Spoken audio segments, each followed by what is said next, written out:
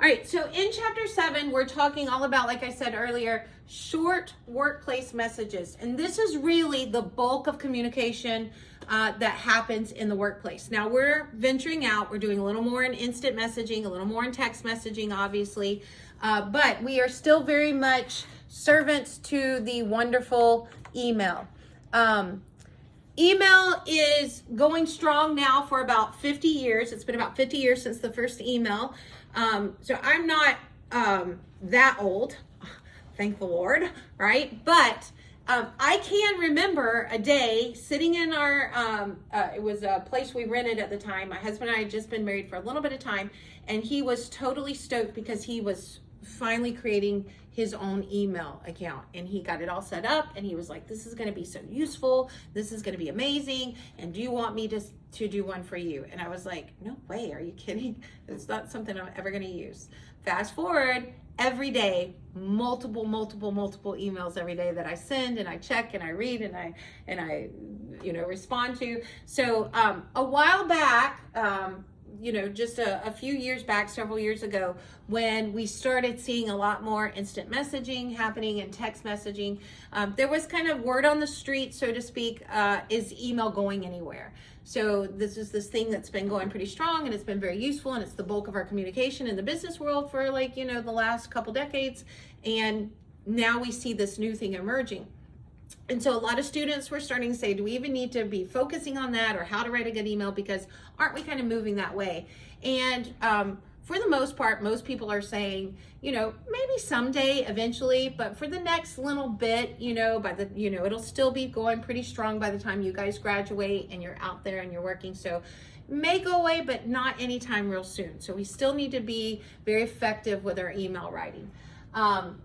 Most businesses message now are all their messages are email based. Email mostly replaced paper memos, but they look very similar. They work a lot alike, a memo and an email. But there are on occasions when we need to be a little more formal, or it's a little too long for an email, where we'll go back to a paper memo that we disseminate in an office area. Professional protocol differs from messaging practices for text, chat, Instagram, Snapchat, Facebook, but we still use email a lot. We still use it a lot for marketing, if that's what you're into. Few stats that I wanted to show you. 96% of Americans own a cell phone. That shouldn't really blow anybody away, but that's pretty high. 96%, we're almost at 100% of all Americans having some sort of smart device, a cell phone, I guess I should say, in their hands. Smartphone ownership has increased in 9 years. Now, for some people, 9 years seems like an eon, but really 9 years, the older you get, you realize that's not very long. And so 9 years is not a long time, and it jumped from 35% all the way up to 81%. 50 years after the first email was sent, the traffic is still growing. So again, when we're asking, hey, do you think it's going anywhere? As of now, it still increases each year, the number of people that are utilizing it. So as long as we see that upward tick, I don't think it's going anywhere. And it's been increasing by 4%. 4 billion global users exchange, check this out, 310 billion, with a B, 310 billion emails daily. 125 billion of those are related to some type of business. Office workers receive an average of 120 messages per day. How many of you would say you're close to that? You're about on that average, 125. How many below that? No way you do 125 emails. How many above that? One or two. I usually have at least one or two in the class that are even above that. And I just want to cry for you. I feel bad for you. And then 85% of business people now open. Now, this is a big change over the last little bit. So email is not something that's new, right? It's been going for 50 years. But what has happened over the last 5 to 10 years is that more and more people, because we've all got there's smartphones in our hand, we're now opening our email on our phones. Right? How many of you check your emails now on your phone? That's how you check it, right? So, right, that's a beautiful, wonderful thing, right? Yay, technology, right? It's so much easier. And I already have heads shaking. No, it's not beautiful. And that's what I was going to say. There's pros and there's cons, right? Because what we're going to see in a little bit is what happens is it blurs those lines, right? So, you guys have heard, I forgot to silence my watch before I came in, and you can hear it, right? Ding, ding, ding. You know what that's telling me? work, you have work, you have work, you have something you got to check, right? So when we have things set up where we are alerted that we have an email, or we're just used to checking our email all the time, it has this way of blurring those lines between personal life and professional life. And so it's a lot harder for us now to turn that off. If you think about it, a number of decades ago, people came in, they clocked in at 8, they had their lunch for 30 minutes, an hour, and then they clocked out at 5. And when they clocked out at 5, that was it. Work was there behind them, and then they went home to be with their family and have family time. How many of you have been guilty of, after 5 o'clock, you're still doing work stuff because it's there and it's available, and now you're blurring those lines, right? And it's causing this high anxiety in a lot of us, not just as Americans, but globally. And I've been, guilty of that. I literally, and this is, anyway, it's such a habit. And I have my own children are college age now, and I know how they feel. You're trying to get an assignment done, you have a question, you send a text or an email or some text messages to your teacher, and you want your instructor an answer because that's the time you have. How many of you are constrained to when you can work on homework? You can't just anytime you want. Like, you need to when all the kids are in bed, or you have this little bit of time after this or that, or on these days. So when you have questions, you really truly need those questions answered then, because that's the time you have allotted for. And I get that because I've been a student and I have kids now that are students living in my home. And so I feel for students. And so I am guilty of checking my email periodically and answering things right then. I can't tell you how many times I'll be answering, my husband will be like, we're at dinner. Could it wait a little bit? Or been at Disney World with my family, and he's like, what are you doing? I'm on my phone. I'm like, I'm just answering the student real quick so they'll know they don't have to do 6.12 or whatever. And he's like, we're on a family time, whatever. And I'm like, and he does the same thing though, so he can't act, so, whatever. Honestly, and this is, it's not like I'm proud, but I lost my mom at the beginning of the pandemic, and literally the morning of my mom's funeral, he came in to the bedroom and I'm supposed to be getting ready, and I was answering a student, and he's like, what are you doing? And it's honestly, it was, for me, it was my norm, you know what I mean? So it kind of gave me in that moment, kind of like a piece. But I'm just saying, we can get so programmed, and he had to be like, babe, that can wait. And I'm like, I'm okay. And he's like, no, that can wait, and it was just something that I'd become, and that's what happens. We become so programmed and feel so obligated that it blurs those lines. So that's what one of those things they're talking about. So messages, though, here's the top complaints about email, because nobody loves it. They appreciate it, I think, but I don't know if anybody loves emails, especially not answering them. But here's why they don't like them. This is their complaints. They can be very confusing because a lot of people don't have the writing skills that they need when they're writing to us. Dealing with emails is extremely time consuming. You think about answering 120 or plus emails a day, that's hours. It's not 20 minutes, it's not 30 minutes, it's literally hours. Clogged inboxes give high anxiety. Many messages are unnecessary. Overuse of the reply all. Anybody hate that? Especially on text too, when you get in a group text and you just want to be like, after the first 3, like, turn me off, get me out of there. And email can lead to that pressure of being available, is what we were talking about a while ago, 24/7. Like, because, now people expect you to answer your email all the time because you've got it on your smartphone. A couple of things we need to be thinking about: the scary permanence of a digital message. So a lot of times we feel like we can send out an email, but then if we're embarrassed of what we put in it or how hard we were in it, we'll just go delete it and it's bye-bye. That's not the truth. It's never really gone. It doesn't matter how much you delete it. And it can be used in discovery. So when your company or you yourself are being blamed for slander or being liable about something, then defamation, then they have the ability to go back and scour those emails and pull them up. There is one, and I'll probably talk about it again in the future, but there was one specific case that I remember that really stood out to me, of a person that got hurt on the warehouse floor, and they were suing the company because they said it was an unsafe environment. So they were going back and forth with very little traction, because they're like, no, we're not, and you signed up for this and that kind of thing. And then when the lawyer really got into discovery and started combing through some old emails, like 2 years prior to this or whatever, a group had asked that were interested in the company if they could come and take a tour. And in response, because they didn't want to do the tour, they said, yeah, we really discourage tours. Sometimes the warehouse floor can be a little bit unsafe, that kind of thing. They probably didn't really mean that, but they were trying to deter this group from coming. But they used that email because it stated it's unsafe on the floor, and they awarded much money to the person that was suing for an unsafe environment.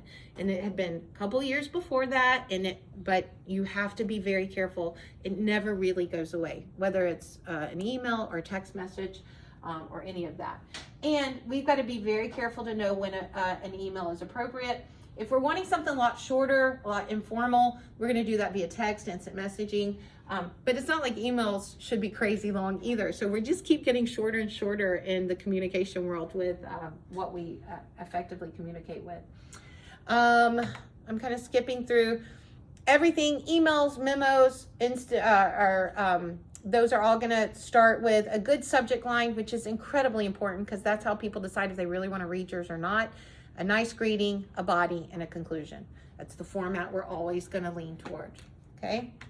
And this is there in your PowerPoint, so if I'm going too fast, you can always go back and do it. Keeping your inbox in check. The biggest thing I'll say here is maybe turn off those alerts, for certain times. There's times you need to go silent where you don't feel compelled to have to get in and really check it all the time. They suggest that you check email twice, maybe at the most 3 times a day. So you need to have a schedule for that. Your colleagues need to know that schedule. Definitely your upper management, your boss needs to know that schedule where they know, okay, she checks email right when she comes to work at 8, and then she checks email right before she leaves at 4 to 5 before she pulls out, or maybe 3 times, once before lunch as well. And that will help you to get lots done and be productive until it's actually time to stop and answer emails. Otherwise, we'll get stuck in this just constant answering emails, and that's all we're getting done at work. You can also do something, it's there, I'm not going to talk a lot about it, I don't do it a lot, which is called down editing, which is where when you get someone sends you an email and they're asking you a number of questions, instead of rewriting a whole email, you literally just download their email, delete the top heading part, go in with a different font or a different color font, answer the questions within that, and just send it back to them. That's down editing. To me, it takes a little more time than just because the way I'm programmed and wired, but there's also another method called the 2-minute check method, which is where you go through and anything you think you could answer in about 2 minutes, you do those first and get them off your plate. And then the ones that you know are going to take longer, you answer them in 2 minutes saying, I will get back with you within 48 hours. And then you kind of work from there. So there's a lot of things we can do to try to help de-stress ourselves when it's about that. If you're interested in the down editing, there are a couple of slides that are there about that. Great infographic 7.1. Check it out on your PowerPoint. I'm not going to read through all of them, but good stuff reminding you things you should think about when you are getting started with an email. Also, a lot of cool things about when you're replying, things that you can do to help. Good etiquette, not to be sarcastic in your emails, nothing racist in your emails. Make sure you're not writing all in caps because that's like shouting at the person you're emailing. So some cool etiquette tips that they go back through. And then making sure when you're closing, biggest things I would point out is, edit your text for readability, proofread. Autocorrect has got us in a lot of trouble before, so be careful. Always just check before you hit send. And I always end with what I wanted them to do or respond to me and by when. I call it a call to action. That's kind of how I end it. Okay. There are such things as inter-office memos still. If it's something that's too long for an email, or if we need a permanent record for it, if we're wanting it to be a little more formal, we would do a memo. Memos are really very similar to an email. They're going to have the same setup with a subject, date, sender, receiver, and then we're going to have a greeting and a body and a closing, and then we always end with an action that we want them to do. So it's very, very similar to the email. Instant messaging and text messaging, of course, are very, very popular now. It's very good for exchanging very brief, real-time communication. And that really is the biggest thing about email or about instant messaging and text messaging. It's real time. So with email, we're talking about things that can kind of hold for a day. And that's one thing I'll tell you. You should never expect an immediate response from email. And some people do. You have that person that calls, I emailed you, yeah, like 15 minutes ago. It's not my time to check my emails. But they think just because they hit send, they should have an answer in the next 5 minutes. You should not feel that way. That is not how email works, right? You should expect about probably a 24 to 48 hour lag in getting your information. And so, but with instant messaging and text messaging, now we have real-time communication. So now if I'm sitting behind the desk and I'm trying to work with a vendor and I'm not sure if my boss would allow that, I can send them a quick text because I need right now decisions so I can give right now information. So instant messaging and texting is great for that. Quick decision making, real-time communication. It helps with good collaboration, helps when you want to get a lot of information out that's time sensitive. It's great for customer engagement. Does anybody get text messages from any companies that you deal with on a day-to-day basis, right? Whether it's deals that are going on. I just got an alert the other day from a place where I buy clothes and they're like, you know what I missed right now? Clearance happening, right? So we do that now on text messaging. So it's a great engagement for customers. They can be risky. They can be a big distraction. If everybody in the office is always texting, not a lot's getting done. Also, of course, security concerns of things getting leaked out and things being sent out that shouldn't be sent out. Inappropriate things happening. Now, with email, we don't have as much, but now with texting, you have to worry about bullying within the company because of texting, sexting, inappropriate things that could come back and look poorly on the company.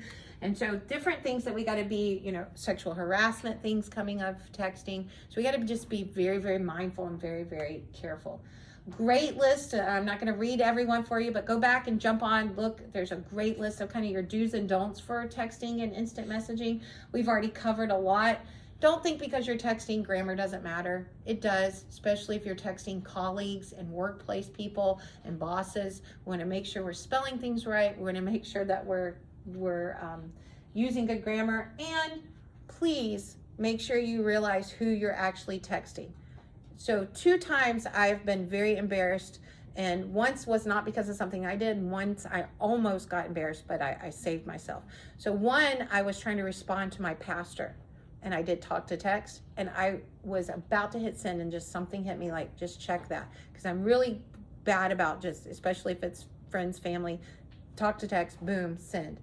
And I'm telling you, there was a string of swear words. I didn't say them. I really didn't. I don't even know how they got on talk to text, but like the F-bomb was there. It was like, and I was about to hit send to my pastor. And I would have been like, oh my gosh, So luckily I checked it. So talk to text is not always your best friend.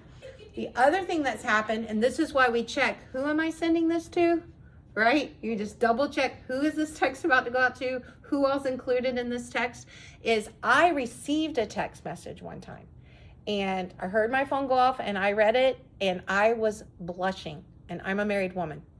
And it was from someone that I know and I'm pretty close with that happened to be really missing his wife because she was out of town. And I did not need to know all the information that he sent me. And I was trying to figure out, how do I get out of this? Do I just acknowledge because I knew I was going to see that person the next day. Do I acknowledge the elephant in the room and say, wow, what an email? Or do I just pretend like it didn't happen? And if he doesn't say anything, I won't say anything. And I went with the latter. I don't know if that was the best thing to do, but I just tried to pretend like, okay, never got that, kind of thing. And of course I immediately told my husband, I don't know what it's all about this, and then he's laughing, about it. So lots of things we got to be careful of with our new forms of communication. Great list here, though, to take a look at. A lot of people always ask me, as far as etiquette, when should I text, when should I not text? As far as like, is it too late to text? And generally you follow the rule. If you wouldn't make a phone call or receive a phone call in that situation or at that time, don't send a text. So if you wouldn't call someone after 9 p.m., you shouldn't text someone after 9 p.m. If you wouldn't call them before 8 a.m., you shouldn't text them. Also in situations, if you wouldn't take a phone call in the middle of a Broadway performance because everybody's trying to enjoy the performance, you really shouldn't be texting during that too. When you're engaged in a conversation, that is not the time to text. And I would suggest to you, if you're in a conversation, you ignore that and you get to that after. Excuse yourself from the conversation and that's what you do with a phone call, or that's what you should do with a phone call. do the same with a text. And if you're in a conversation and someone doesn't offer you that same courtesy and they just start texting, I would walk away. Just give them a minute and walk away, because it will bring their attention to the fact that they just did something that's not really etiquette. Okay. So, and this curriculum is really great about giving you these snapshots. And so go back and look at those.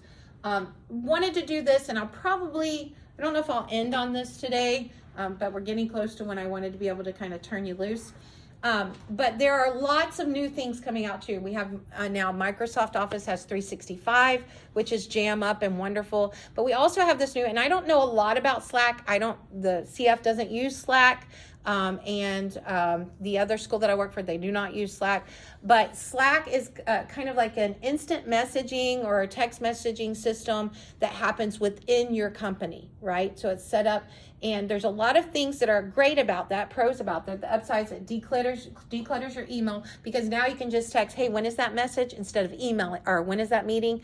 Now we don't have to email that, and that's another email in my 120 box, right? So I could just get on Slack and say, hey, when is that meeting, or what do we need to bring, or when are we meeting next, So it kind of declogs that. It's praised for its intuitive interface, because it kind of, you can do so much more than just text messaging. You can run projects through it. It's a lot of great things that you can do. And it enables employers to securely monitor. So it's a great way. It's all in one hub. So the powers that be can kind of watch through it and know if there's harassing going on, know if there's bullying going on, know if it's being used inappropriate. So there are a lot of upsides, but there are downsides. It can be a huge distraction. Some places that have put Slack into effect in their workplace, they find that that's all their employers are on all the time, and they kind of just use it as this fun, hub. And also, if you're not careful, because it's more informal feeling than email, it kind of breeds misbehavior, because people feel like a letdown of their professionalism, because it's a little more fun, so to speak, and so things tend to happen. So there's some good stuff about Slack etiquette, but for those that don't know what Slack is, or you've never seen it, I had pulled up, if I can get it to play for you guys, a quick video about Slack and what it is. What is Slack? We ask ourselves that every day. And wouldn't you know, we have an answer. Slack is a messaging app for business, yet it's also so much more. It's your company's home for everyone and everything. Your digital HQ. Slack is made up of organized spaces for anything you're working on, so you can move a project forward way faster, share ideas, set deadlines, and make decisions together in a dedicated space. It's productivity on your own terms, giving you flexibility to work the way you work best, so you can collaborate live. Oh, hi! Find information from across your company. Aha! Or create some focus time. And it's a place to connect with everyone you work with, inside and outside your company. So you can bring together the right people with the right context, and everyone can stay up to date. People do their best work when they have a place to work together. That place is Slack. Get started today and transform the way you work. All right, so that's Slack. Now, does anybody here use that in another? I had somebody, okay, so I had one that was in my Monday class that does, and they actually really, really love Slack. The particular person on Monday, they were like, I see what you're saying is a negative, but we don't really have a lot of trouble with that. I could see where it could be, but I love, love, love it. I feel like we're way more productive now in his office because they have it. And I see two that are shaking, saying, yes, we like it and we enjoy it. So lots of great stuff on that as well. And then it does go in your textbook. It goes now over, let me pull this back up. A lot of information about podcasts, which I think are amazing. A great tool. More and more, even instructors are using podcasts. So like it would be me like doing this particular, it would be like me doing this lecture, but putting it on podcast so students could listen as they're driving instead of having to sit down and watch a video, kind of be able to do two things at once, so to speak, which makes things kind of nice. But lots of great things and how we can use them in the business world and use them to communicate. But again, I'm not going to go through them all. They're there. Look at your podcast. Look at them on your look at your podcast. Look at your PowerPoint. Look at them in your text. But lots of good stuff about that. As well as blogs, another great tool to use, but I'm not going to go into those a lot here today. The last thing I will talk about just very quickly is just these two slides. I just want you to see these stats, and we'll come back and talk about these later. But social media is dominating right now, as you know, as though you weren't aware, and companies are using it more and more every day as a way to communicate to each other, colleagues, to communicate to their consumers, their customers, their vendors, and so to advertise. And it's probably not going anywhere anytime soon, and so we need to learn again how to use this tool effectively in communication. Cool stats: YouTube 73%. It's definitely the most popular social media.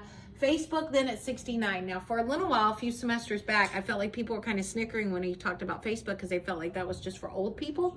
But we are seeing it still very substantial. Instagram after that, then Pinterest, and then you see we kind of moved down. LinkedIn is a great tool, especially if you're looking for employment or you just want to be out there so other people can pick you up.